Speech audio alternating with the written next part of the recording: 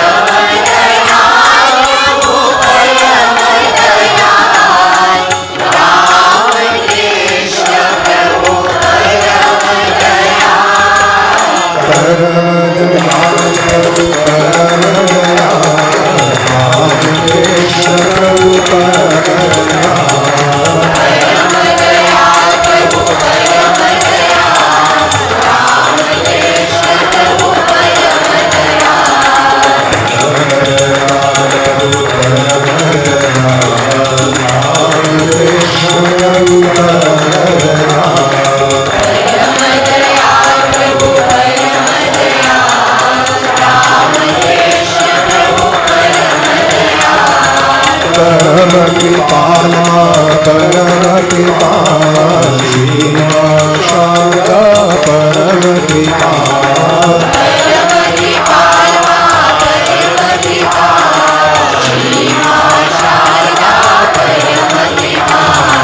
करुणा सागर युगावतार नैया हमारी करो अपार करुणा सागर युगावतार नैया हमारी करो अपार परम दयाल प्रभु परम दयाल राम कृष्ण प्रभु परम दयाल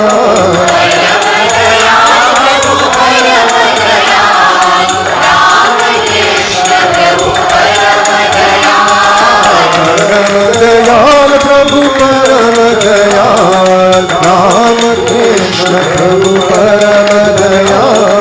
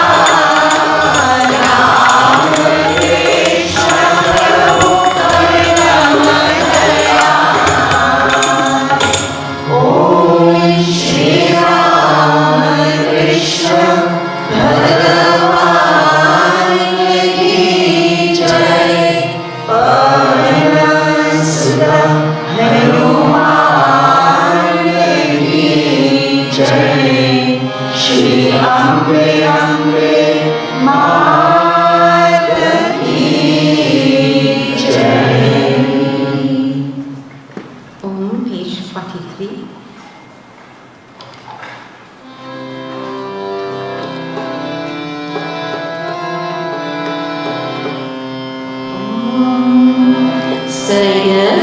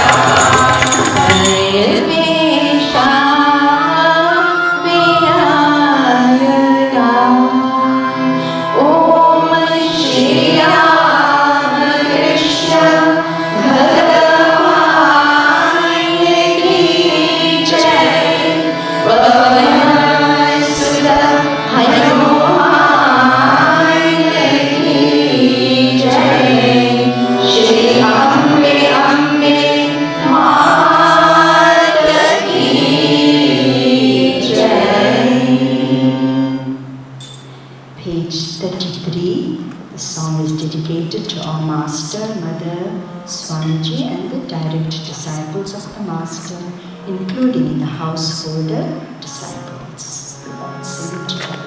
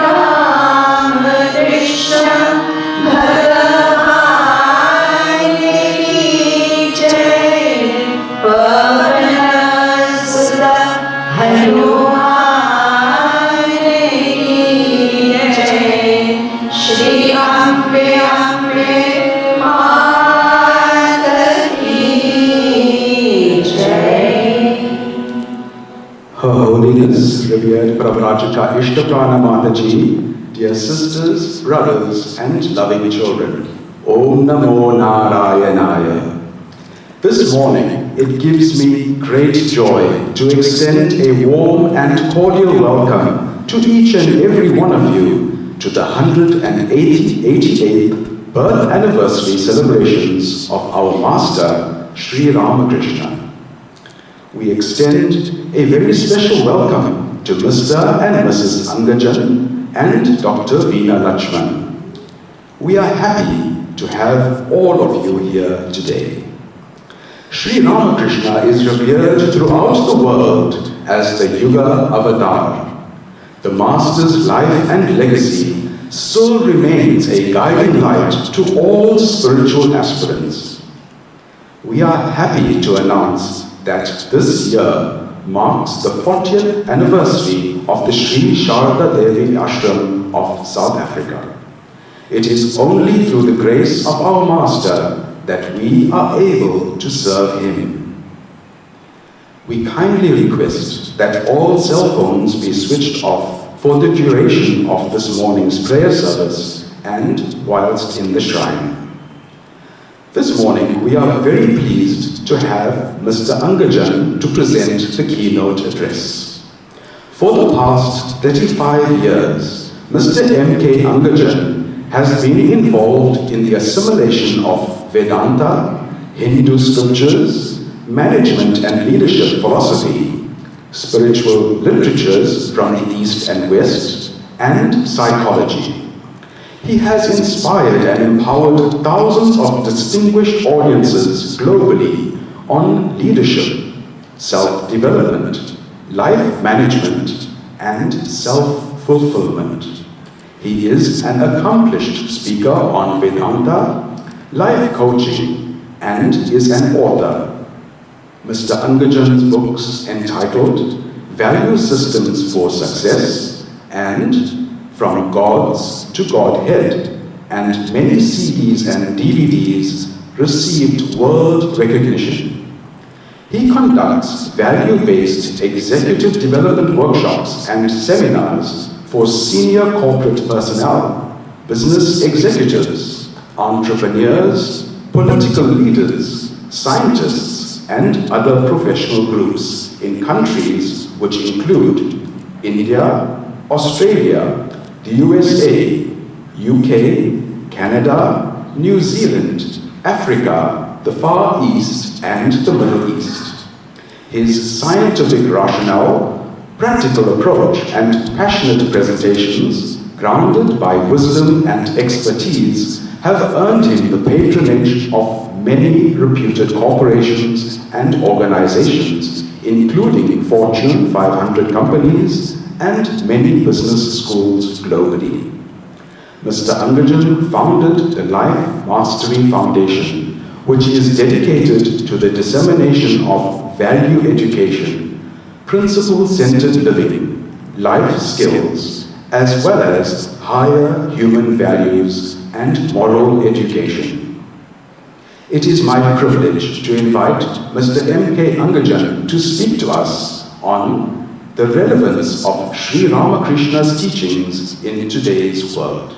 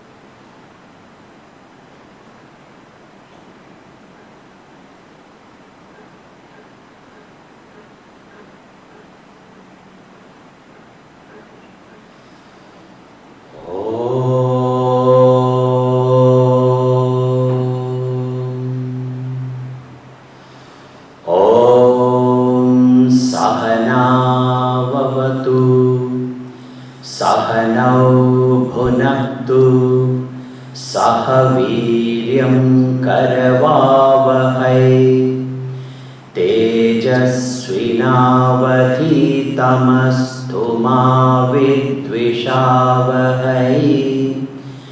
ॐ शान्ति शान्ति शान्तिः ॐ नमो भगवते श्रीरामकृष्णाय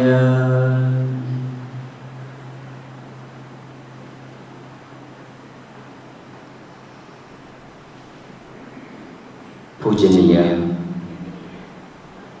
इष्टप्राण माता जी, devoted and dedicated officials of the Sri Sarada Devi Ashram, blessed devotees, ladies and gentlemen, thank you for this blessing, happiness and honor to be here to share with you this auspicious occasion. Today we gather here in solemn and utter reverence to pay our gratitude, humility and tribute to one of the outstanding Mahatma who lived in the tide of times among the galaxy of sages and saints that Bharat has produced over several millenniums. The 188th birth anniversary of Puja Sri Ramakrishna Paramahamsa, whose life and teachings have been, as you know, a beacon of light, hope for hundreds of millions of his followers across the world over about 180, that's 18, 19 decades, and will continue to be a beacon of hope and inspiration for many generations to come. Devotees, as you may know, the 4th chapter of the Bhagavad Gita, verses 7 and 8 describes a very popular verse which reads, Yada yada hi dharmasya glanirбhavati bharata apyuthanam adharmasya tadatmanam srijamyaham paritranaya sadhunam vinayasya dushkritam dharma samsthapanarthaya sambhavami yuge yuge. The translation reads, whenever there is a decline of dharma and rise of adharma, Bhagavan Shri Krishna says, I will appear again and again in many forms, and one such form, one such avatar as promised by Bhagavan Shri Krishna is Paramahamsa Sri Ramakrishna Paramahamsa. And the 8th verse describes the purpose of such an avatar. Shri Krishna says, Paritranaya sadhuna, that is to protect the virtuous, not only in the world outside, but within us. Vinayasya dushkritam, to destroy the evil.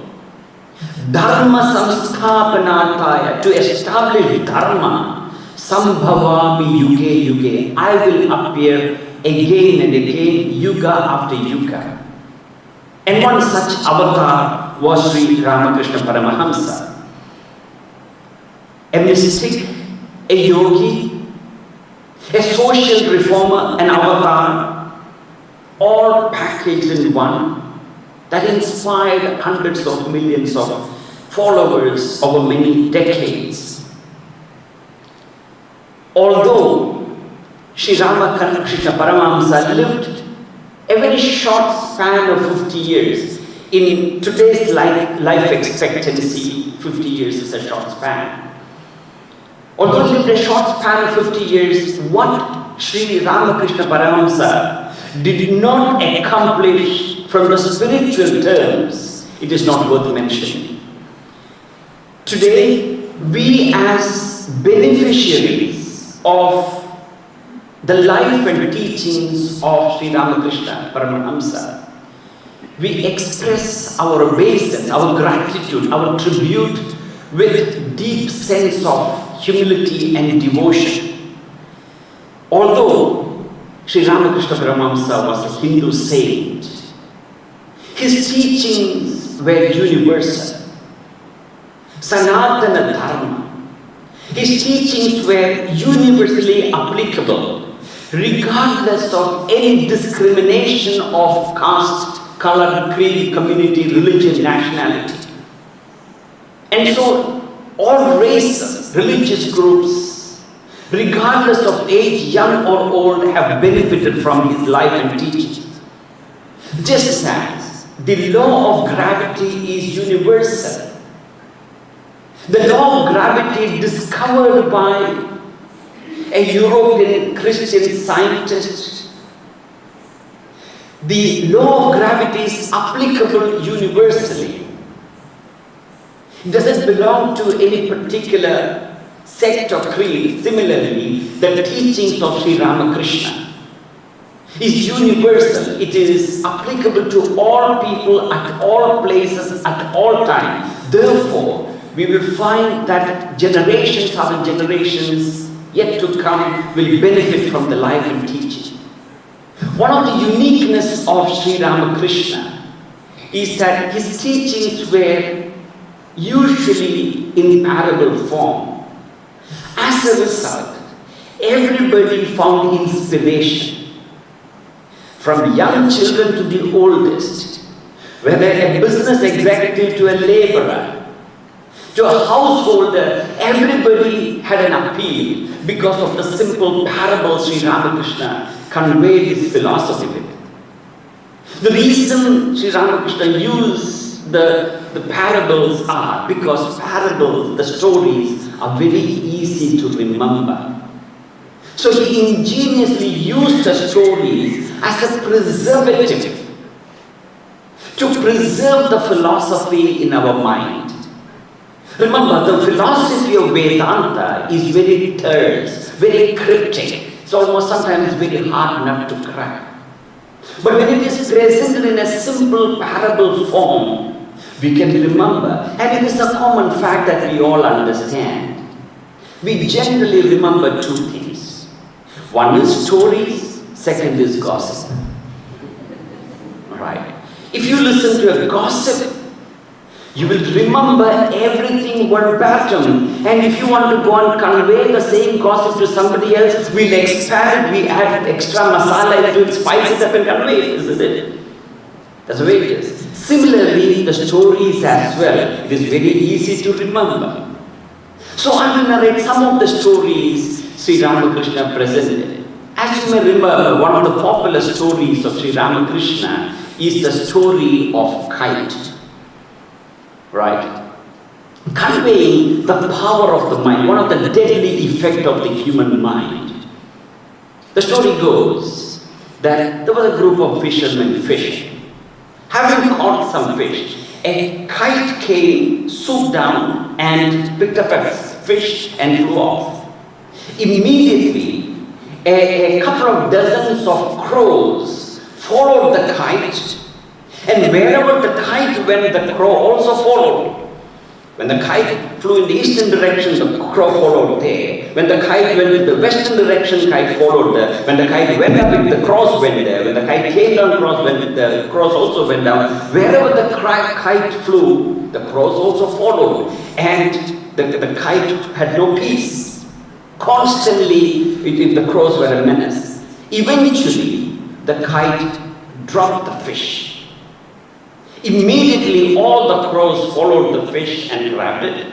And the kite flew off and sat on one of the branches of a tree and reflected. How did all this anxiety and stresses cost? And Sri Ramakrishna conveys the message. In fact, the story was given by, in the Bhagavatam, by Maharishi Sri Avaduta. Now, Sri Ramakrishna conveys the power of our mind. As you know, the topic is the relevance of Sri Ramakrishna's teaching in today's life, in present-day world. Ladies and gentlemen, one of the tendencies of the human mind is that mind constantly generates desires. And when you have a desire and you work towards acquiring or achieving the object of desire, the next thing that happens is that our mind becomes very attached, mind becomes very possessive about that object of desire. And once your mind is very attached, possessive, obsessed with that object of desire, that destroys our peace, serenity and equanimity.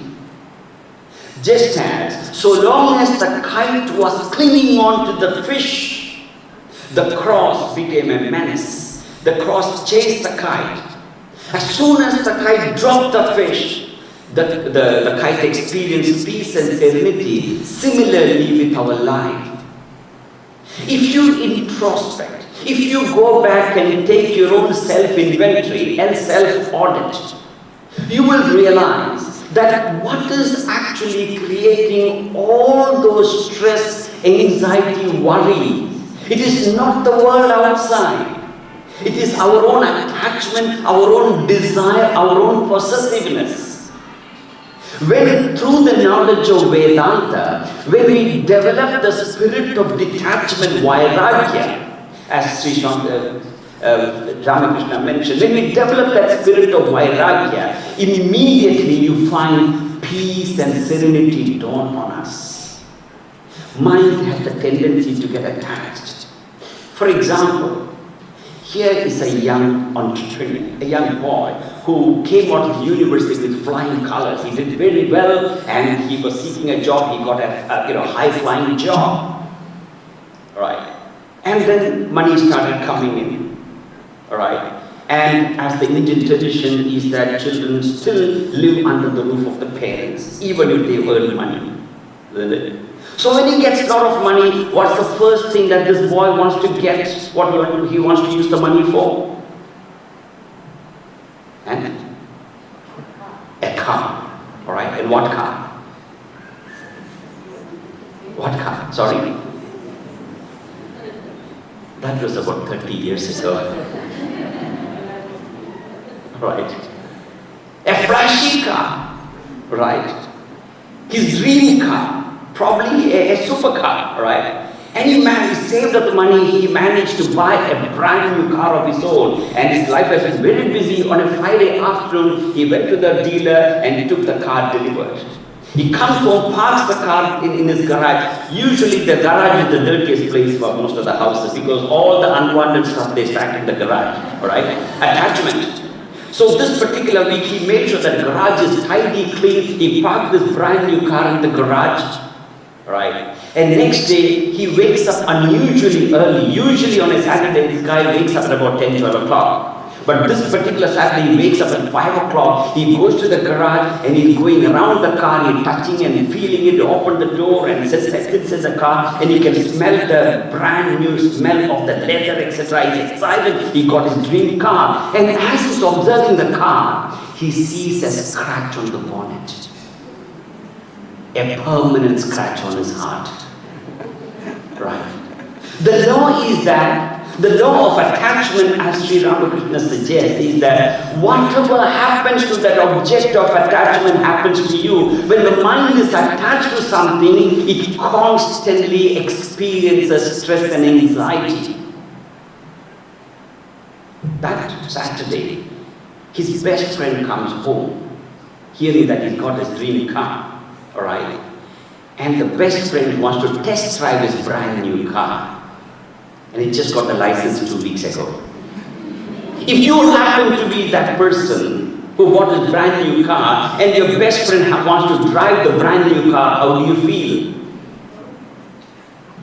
Insecurity, terrible. You don't want to part with it. Anxiety, stress. But if the best friend, you can't say no to him. Very reluctantly, you let him drive the car.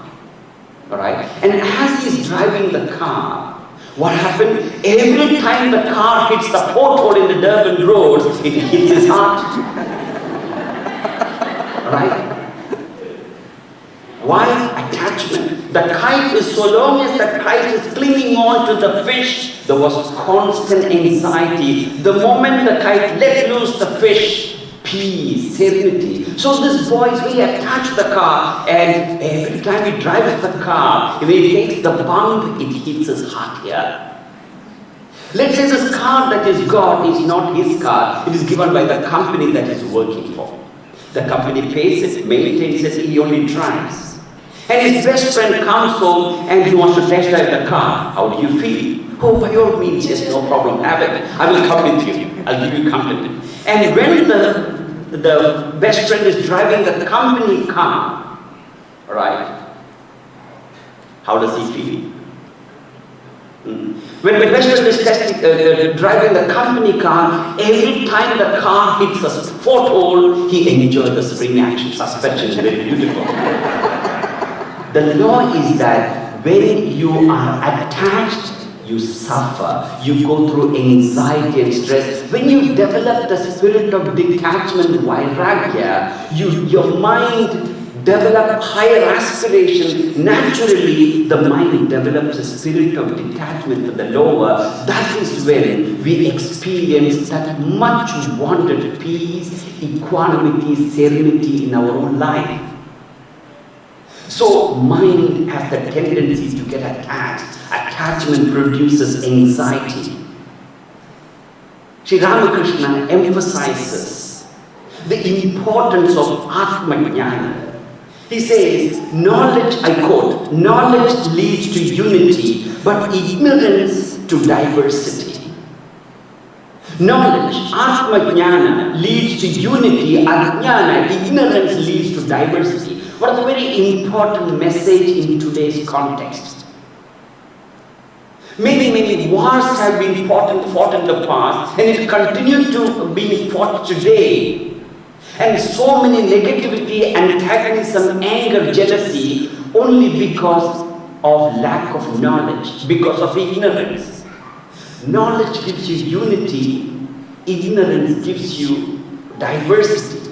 We experience diversity and see everything different, and that produces a lot of anger, hatred, jealousy, envy, and a whole host of negative emotion. Talking about diversity, once in ancient India, those days in India, before the king comes to the parliament in Darbar to meet the public, they have a custom. That is, the king would enter what they called as mirror room. The mirror room was fitted with mirrors on all the sides, all the 6 sides, on the 4 sides above and below. So the king, having decked up with expensive robes, diamond-studded crown and all of those, he would enter in the mirror room to look at and admire himself, to make sure that everything is decked up properly.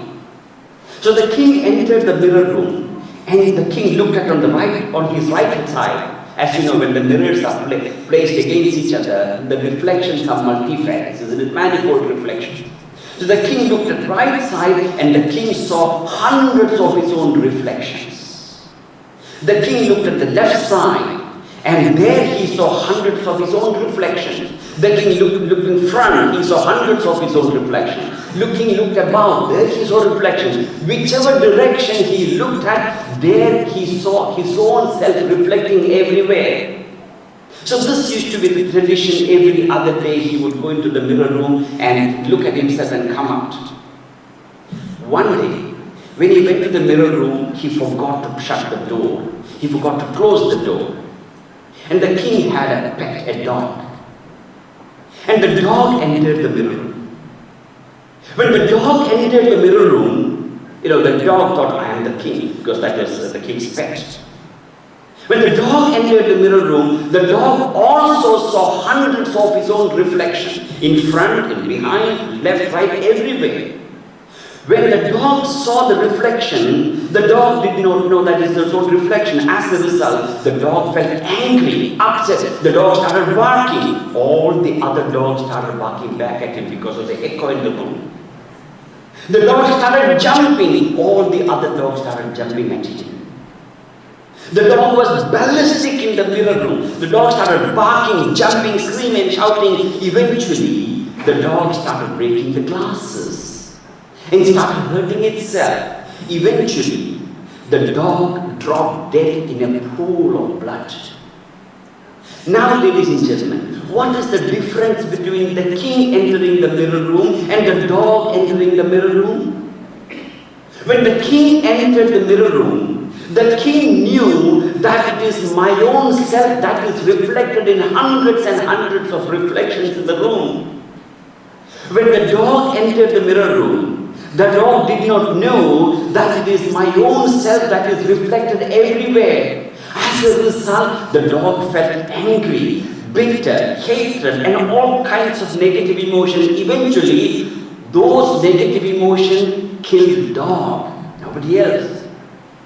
So when Sri Ramakrishna talks about Atma Jnana, when he says knowledge leads to unity, ignorance leads to diversity, and all the negative repercussions thereafter.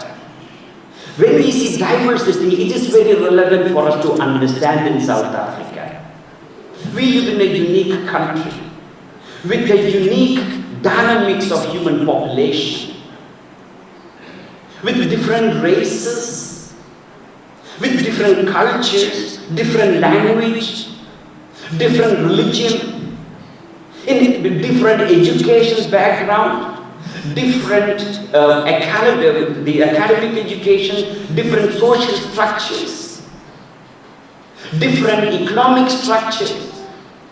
In this diversity, we need to train our mind to recognize unity, and that comes only by the knowledge of Vedanta. There is no other solution in this world. When we gain Atma Jnana, the knowledge of Vedanta, we understand that although there are diversity externally, at the core there is only one and one alone Supreme Self, the Atman, the God principle. That is pulsating in the bosom, in the nerves, in the cells of every human being. Yes, no doubt, we as Hindus, we have a unique culture, a culture that is time-tested. No other culture in the world stood the test of time. Greek civilization bubbled up for a while, destroyed. Egyptian civilization came up like a bubble, destroyed. Mayan civilization, Mesopotamian civilization, there have been many other nearly 7 civilizations, but only Hindu civilization stood the test of time. And we as Hindus, we keep that culture very close to our heart. No doubt we need to do that. But because of that, there is no reason that we create animosity. Or in fact today, many animosities based on religion, I'm not talking about Hindus only, many other religions. Why? Because we don't understand the unifying principle. In this multifarious expression of living beings, human beings in this world. So knowledge leads to unity, Atma Jnana. When we gain the knowledge of oneself, we see unity everywhere. Ignorance creates diversity and conflict and confrontation. Sri Ramakrishna emphasizes, when you see that unity in diversity, what follows thereafter is a spirit of unselfishness, service and sacrifice. Sri Ramakrishna says, I quote, "Through selfless work, love of God grows in the heart."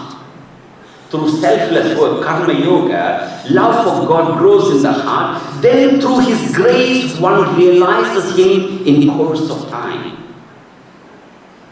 Now, it is relevant, it is vital for us to understand the essence of karma yoga. And we also need to understand, if you don't understand the essence of karma yoga, unselfish work, contrary to that is selfishness. Selfishness produces fear. Selfishness produces anxiety. We often hear people talk about a sense of very inexplicable fear. When they wake up in the morning, there is a fear, there is an anxiety. Everything is going well. Business is going well, or profession is going well, health is good, family is good. Despite being everything perfect externally, a lot of them go through an inexplicable fear, anxiety. You try to identify the cause, there is no specific cause for it. Vedanta explains the only cause for that inexplicable insecurity, anxiety is selfishness. And what is the antidote? Sri Ramakrishna says karma yoga. In fact, Swami Vivekananda, one of the famous books of Swami Vivekananda is karma yoga. Karma yoga is unselfish work. So when we do not change our mindset from selfish to unselfish, anxiety, stress breeds. Once, there was a particular farm, right? In that farm, there were many animals living together, right? There was a cow, there was a chicken, there was a rat, there was a pig, there were many animals living together, right? One day, the farmer's wife brought a rat trap. And the rat sitting in the hole saw the farmer's wife bringing a rat trap. Immediately, the rat panicked. The panic-stricken rat ran up to the chicken and said, listen, we are in trouble. Chicken asked, what's the problem? What are we in trouble for? The chicken said, the rat said, farmer's wife got a rat trap. Rat trap? You got to be careful. How can the rat trap affect me? I can fly, chicken can't even fly, but still believe that chicken can fly. You must be careful, it's a rat trap. The chicken did not pay heed to rat's problem. Alright? Very disappointed, rat ran up to the pig and said, we are in trouble. What's the problem? Asked the pig. Farmer's wife got a rat trap. You got to be careful. Hope you've insured yourself. That's what your life insurance, that's all the pig said. Alright? Look at me, I'm nice and proud and big. How can rat trap affect me? And rat was disappointed. Rat ran to the cow. Said, cow, there's a problem. Asked the cow, what's the problem? Rat trap. Farmer's wife got a rat trap. How can the rat trap affect me? Look at my size, I'm nice and big. How can a tiny rat trap affect me? The cow said, hope, if anything will happen to you, I'll make sure that your funeral is done very carefully, and of course with all the tradition, and I also look after your wife and children. That's all the cow said. None of them cared for rat's problem. All of them thought it was only rat's problem. That night, there was a noise in the house, the noise of rat trap clicking. The cow, the pig, the chicken, all the animals there heard the noise, the rat trap clicking. And they were all sympathetic now for the rat. When the rat was in need, none of them felt the sympathy. Alright? In actual fact, right, so that the lady of the house also heard the noise, and she got up in the middle of the night, pitch dark. She doesn't know exactly where she placed the rat.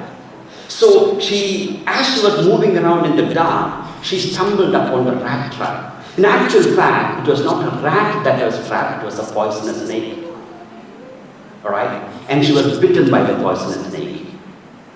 Next day morning, doctor was rushed in.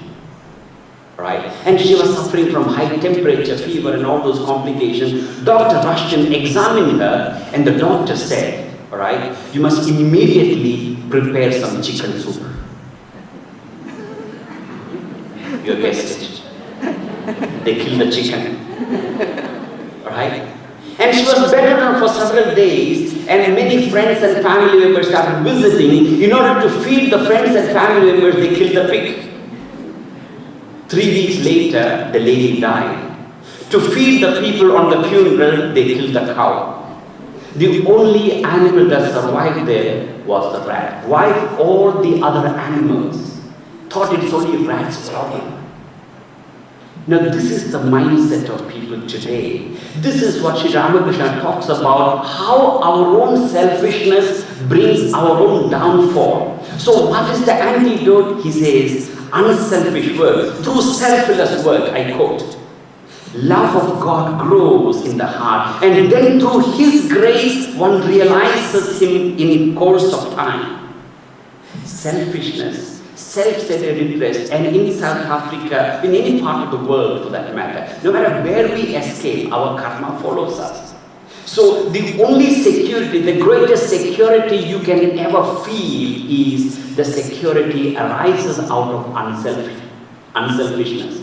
You can have a highly secure house. You can have your, the electric fence to alarm system to electric beam to all of those. Fantastic. That's the right thing to do, by the way. But there is nothing will make you feel secure as much as the security that you feel internally out of our own unselfishness, service and sacrifice. And that is the antidote for fear. Sri Ramakrishna talks about the importance of continuous learning. Learning should be made into a continuous process. In fact, today's educational system, in fact, very often you find many youngsters, as soon as they get a degree, their education stops there. Learning is continuous. He says, I quote, as long as I live, so long I do learn. As long as I live, so long do I learn. So when it comes to learning, especially learning Vedanta, it is an experimental science. We assimilate Vedanta through empirical method, through experimental method. Alright? Continuous learning. You know why the learning is continuous? Because human mind is a faculty. Our mind can grow till the last day of our life. Our physical body stops growing by the age of 2022, right? By then the body stops growing. Thereafter, body grows sideways, all right? But our mind can grow till the last day of our life. Therefore, the knowledge of Vedanta can help us continuously, persistently. Talking about knowledge of Vedanta and learning, you know, in the Mahabharata, there's an interesting episode. Yudhishthira, as you know, the Yudhishthira was the eldest of the Pandavas. So while the Pandavas and Kauravas were in the ashrama, learning the archery and other spiritual sciences. So having spent 1 year in the ashram, at that time, the minister responsible for the children's education decided to visit the ashram, right, to find out how the learning is going. So there were many children. So this, you know, the education minister responsible for their education asked one by one, what have you learned? Then of course there are Kauravas, the Pandavas, all of them were, you know, in one line. So the first 3, 4, he asked Duryodhana, and Duryodhana, you know, back and forth, wrapped it up about what he learned from the Vedas, etc., chanted mantras. The minister was very happy.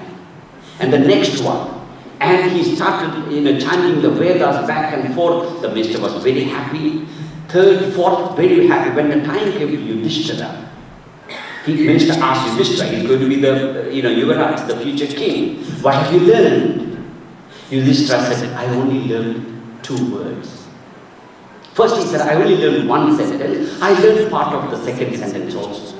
And the minister asked, in last 1 year, have you learned only 2 sentences? Yudhishthira said, yes, that's all I learned. And that the minister did not like it. He was furious, he was upset. He started beating up this boy. Those days corporal punishment was allowed. That's why they became better those days. I'm not suggesting anything, right? So the minister started beating up the boy, and boy stood there like a rock, absolutely serene and equanimous. And minister looked at this calm, serene face of this young boy who's going to be the future king. All right, he's going to be the king, and he can, you know, give me trouble.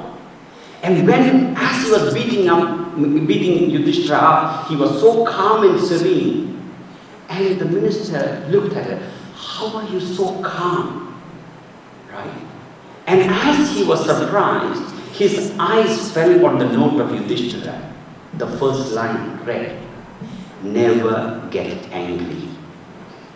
Never get angry. And then the minister understood what the young boy said. So when Yudhishthira said, never, I only learned 2 sentences, he learned the first sentence by practicing it, never get angry.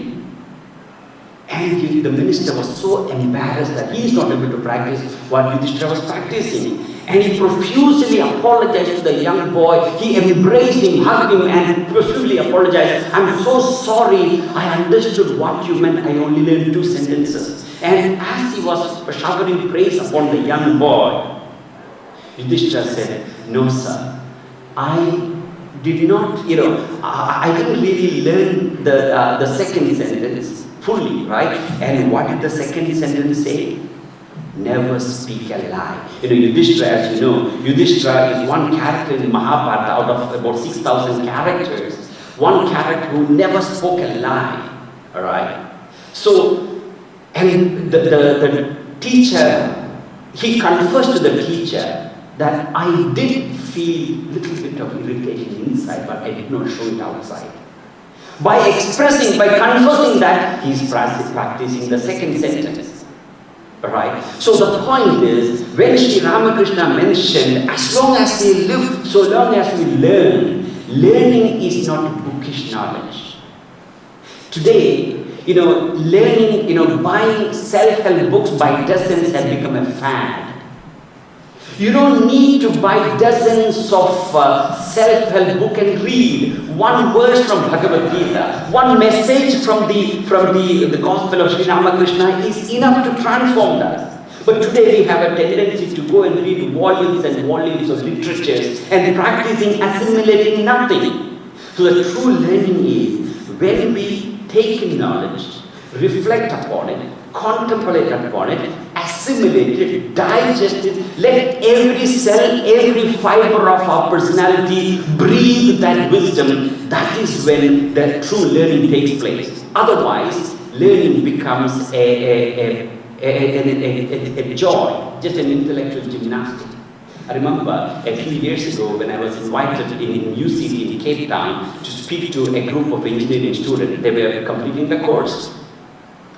And as the age-old professor introduced me, and as he was introducing, he said, children, by the time you get your engineering degree, you will be an illiterate. How would you like to hear that?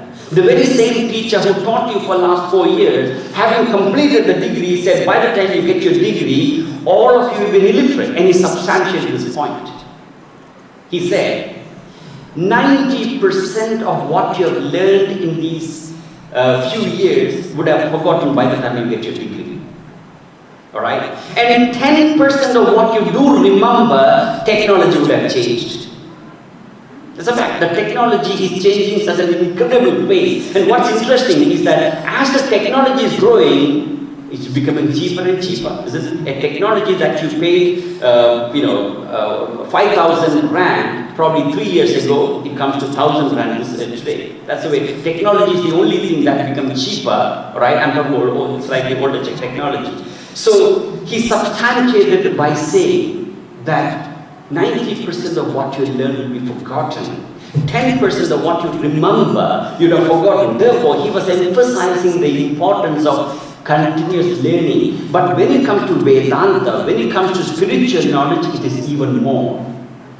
Reflect upon it, contemplate upon it, and the way is consistency. The way is persistence. As you know, Sri Ramakrishna, among the galaxy of sages and saints, he stood out. Among many reasons, he advocated a perfect sense of humility.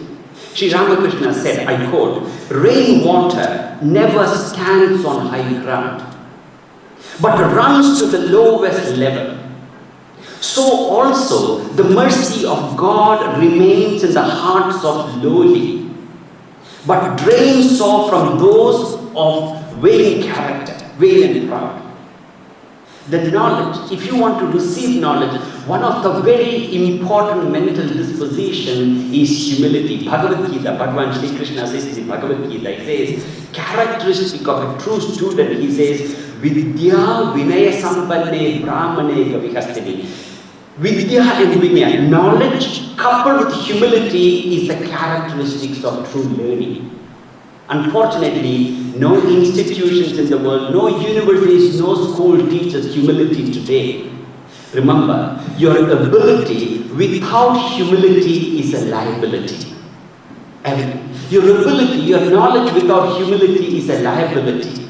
What is humility? Humility is to understand that whatever that I have, whatever I have learned, it is because of the contribution by thousands of contributors for many generations in the past. And even now, there are thousands of people who have contributed to the fact that I am able to speak to you. Similarly, whatever that we do, there are thousands and thousands of factors that have contributed. That understanding imbues you and me with a deep sense of humility. And when we meet the challenges of the world with that great sense of humility, the world reciprocates with many blessings. Alright? Sri Ramakrishna also says, the tree that is laden with fruit always bend low. If you wish to be great, be lowly and meek, and you will see this. You will see the characteristic of some of the greatest accomplished people, right? You'll find almost every single one of them, their lives are characterized by a great sense of humility. Great sense of humility. Whether it is Newton, when you read the literatures of Newton, the writings of Newton, Einstein, Edison. Now I'm not only talking about the Western thinkers, now I'm not talking about the galaxy of sages and saints from millenniums together. Every single one of them advocated the importance of development of humility. The universities and education systems don't teach that. We can only teach them at home. And that can be accomplished only by Vedanta. You know, Einstein, the great Einstein, when he became a celebrity scientist, when he became a celebrity scientist, he was waiting at a bus stop, As he was waiting there was a queue of people, And there was a gentleman right in front, holding a thick book on physics. He was holding the book like this. And Einstein, being a physicist and mathematician, he got curious, and it's written in physics, But he didn't know what to complete because it's being covered. So he got the attention of the gentleman in front. Excuse me, sir, is that a book on physics? The gentleman in front said, yes, it's a book on physics. I'm a doctor of physics, said the gentleman in front. And the Einstein said, oh, I'm very pleased to meet you, sir. I'm a student of physics. He introduced himself as a student of physics, but the gentleman in front, he said, I'm a doctor of physics. You know, the more humble that the humility that we cultivate in our heart and mind, the more learning comes to us. Humility is not the expression of humility that we experience in the five-star hotel. If you go to a five-star hotel, five-star deluxe hotel, you'll find the staff and such, everybody so humble, so that's not what you talk about. It has to be spring within. Now you go back to the same person and see what's happening in the house, how they treat their partner. That's not it. It is a deep sense of humility by understanding that wisdom creates that sense of humility. Ladies and gentlemen, on that note, I want to say thank you very much for this privilege and blessing. I'll conclude with the Shanti part.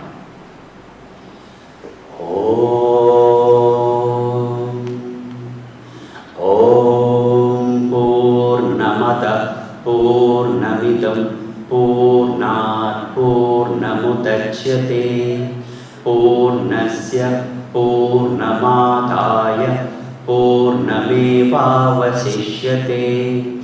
Om Shanti, Shanti, Shanti. Thank you.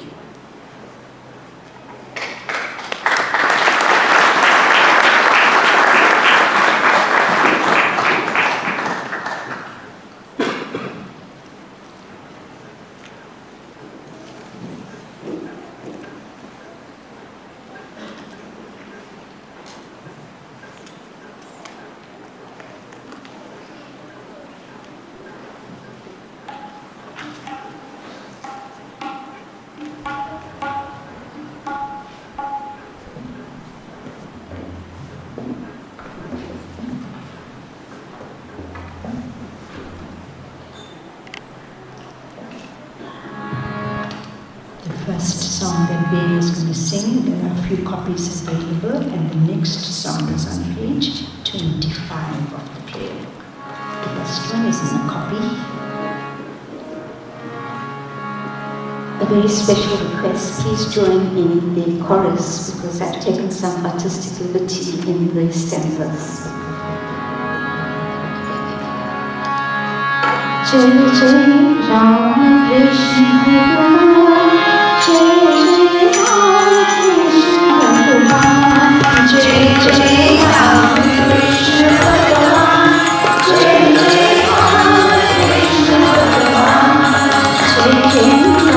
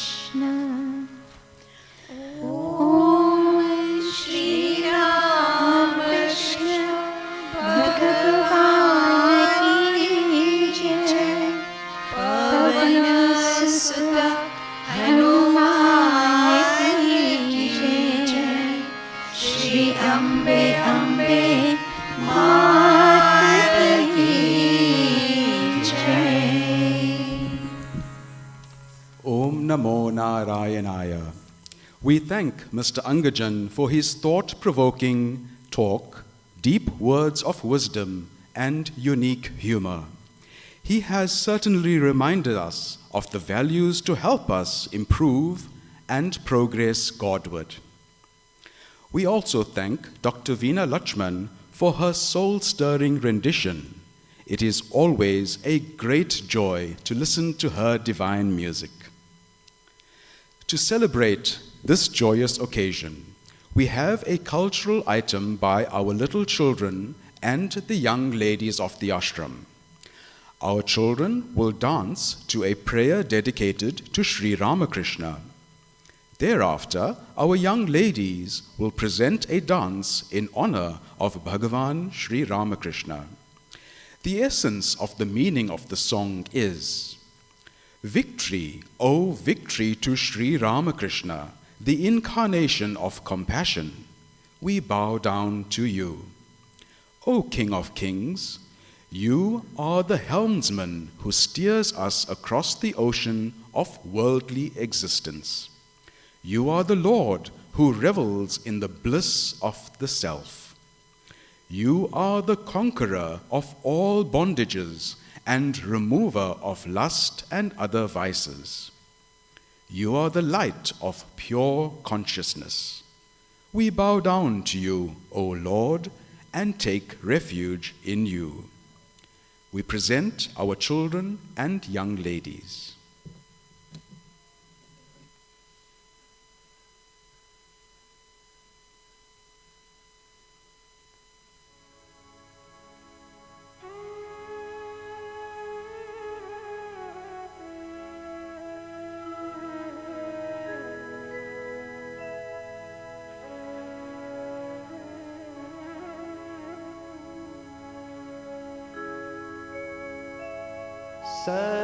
सर्वजीव Papanash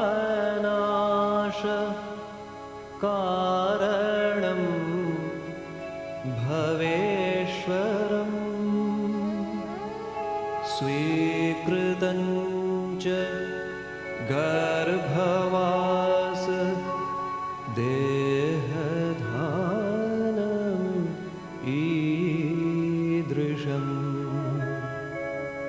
यापितं स्वलीलया च येन दिव्यजीवनम्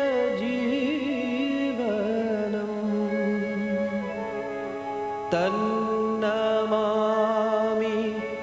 देवदेव रामकृष्णमीश्वरम् तन्नमामि देवदेव रामकृष्णम् ईश्वरम्। ॐ श्री विवेकानन्दादिसच्छिष्यसुपूजिताय श्री शारदा देव्या विरतसेविताय श्रीरामकृष्ण परमहंसाय अवतारवरिष्ठाय च ते नमः।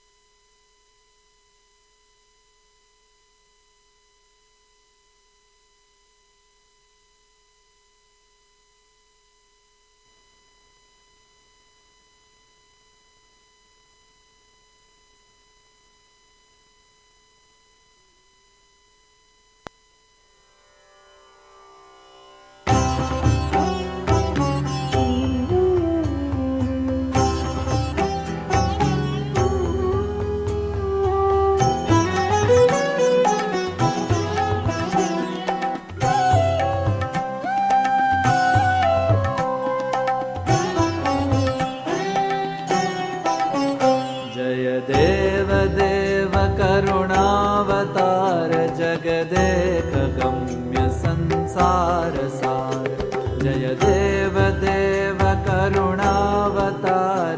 जगदेक गम्य संसार सार जय देव देवा।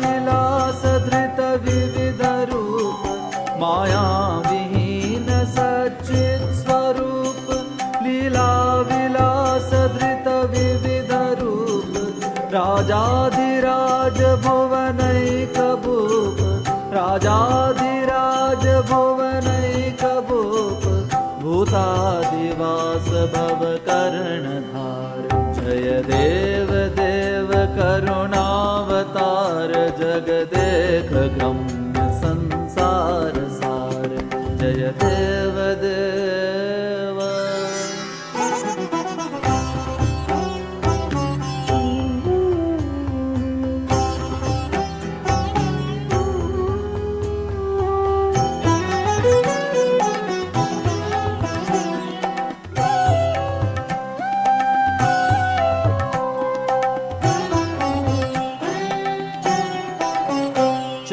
चैतन्यनाथ स्वानंद कंद भवरोग वैद्य जित निखिल बंद चैतन्यनाथ स्वानंद कंद भवरोग वैद्य जित निखिल बंद अतुल प्रताप रिपुदल कराल अतुल प्रताप रिपुदल कराल साधक विशुद्ध मानस विहार जय देव देव करुणावतार जगदेक गम्य संसार सार जय देव देवा।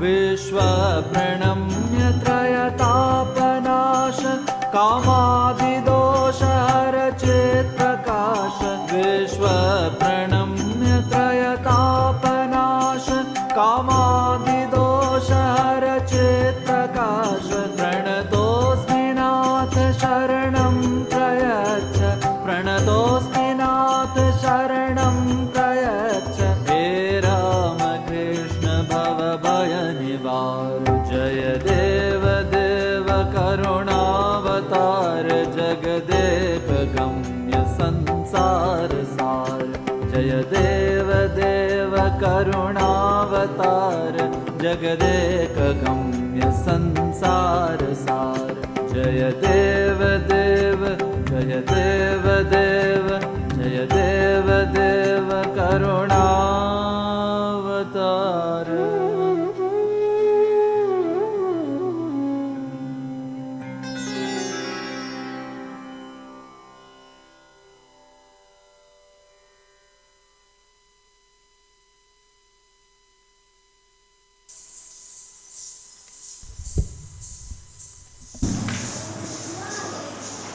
Page 30.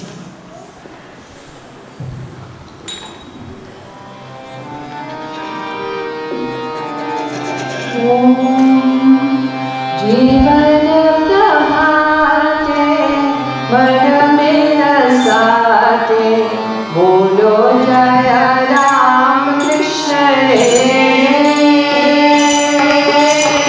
जीवन प्रभाते मन में रसाते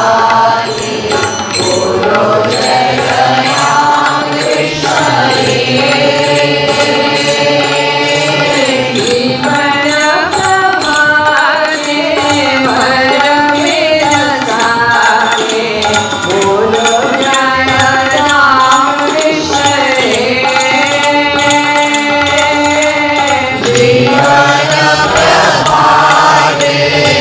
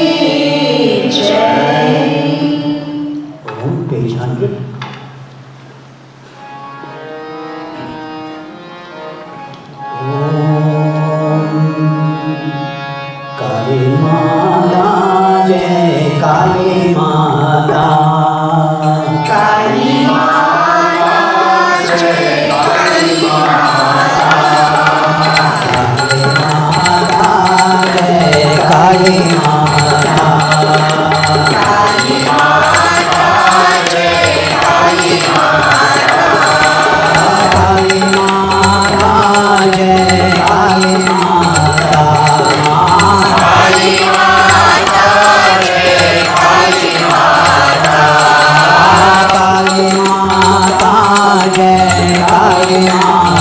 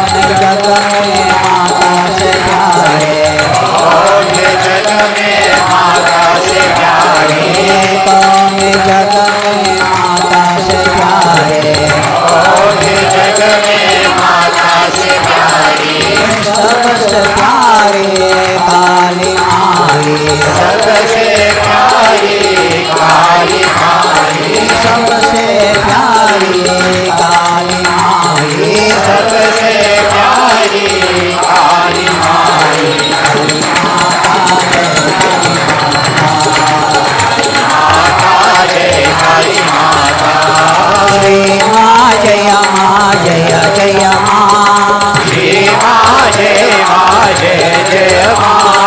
श्री माँ जय जय माँ श्री माँ जय जय माँ श्री माँ जय जय जय माँ श्री माँ जय जय माँ श्री माँ जय जय जय माँ श्री माँ जय जय माँ श्री माँ जय जय जय माँ श्री माँ जय जय माँ श्री माँ जय जय जय माँ श्री माँ जय जय माँ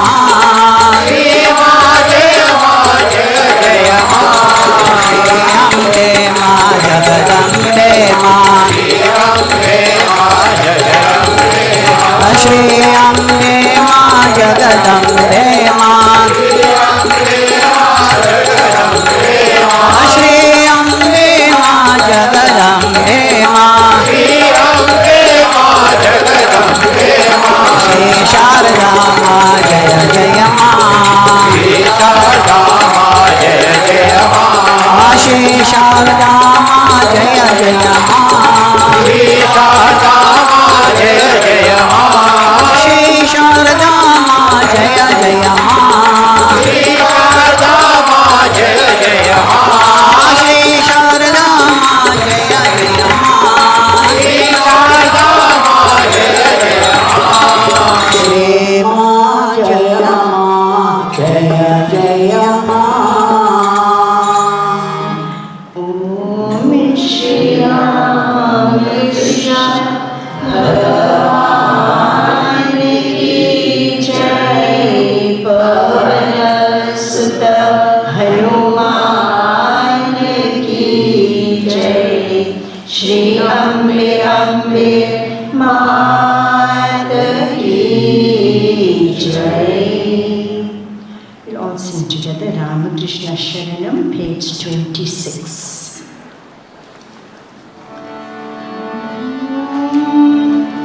Ramakrishna Sharanam, Ramakrishna Sharanam, Ramakrishna Sharanam, Sharanam. Ramakrishna Sharanam, Ramakrishna Sharanam, Ramakrishna Sharanam, Sharanam. Prabhu Vihari Devaya, Vihari Devaya,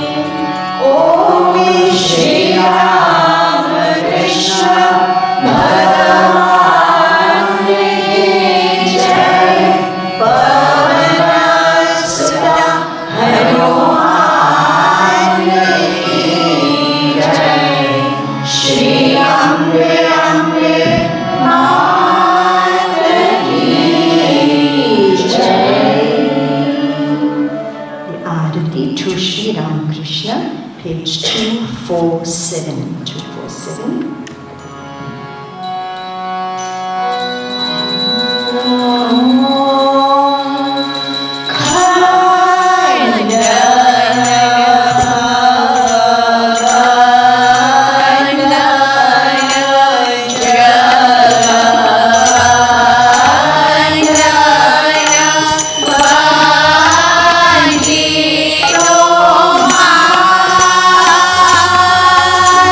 Ni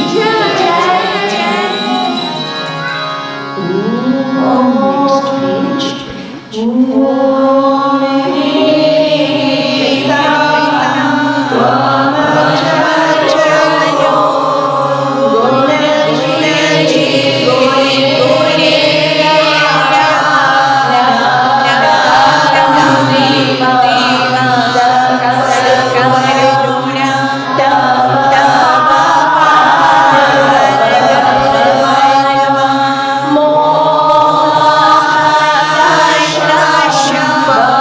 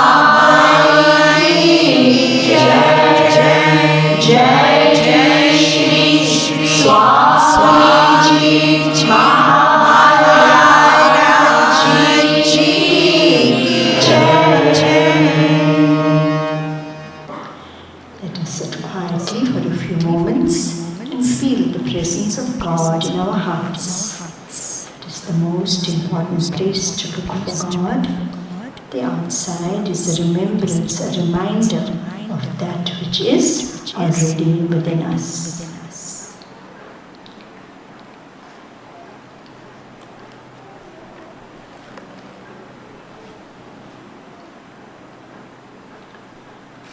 O Sri Ramakrishna, saluting your lotus feet in the morning easily removes the miseries of the world.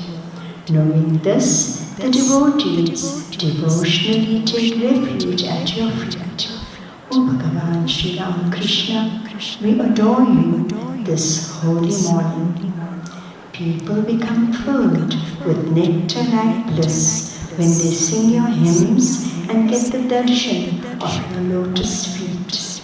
They thus become blessed by coming together near you. O Bhagavan Sri Ramakrishna, we adore you this holy morning. You give the bliss of your vision to those who surrender to you, and you remove totally the darkness of ignorance in them. O Son of Knowledge, O Ocean of Devotion, O Remover of everyone's sufferings, O Bhagavan Sri Ramakrishna, we adore you this holy morning.